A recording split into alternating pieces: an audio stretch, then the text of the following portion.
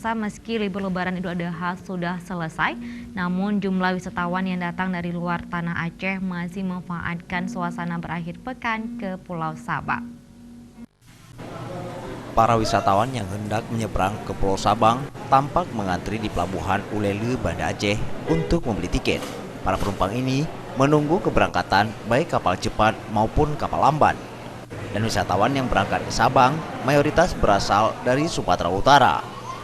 Selama libur pasca Lebaran sampai sekarang, jadwal keberangkatan kapal yang melayani penumpang Sabang Banda Aceh maupun sebaliknya tetap normal, yaitu sebanyak 3 trip per hari.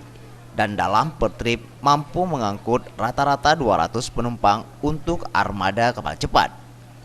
Selain melayani para penumpang yang hendak berlibur ke Pulau Sabang, pihak pelabuhan turut juga melayani pemberangkatan sejumlah truk yang mengangkut material dan sembako untuk kebutuhan warga di Pulau Sabang.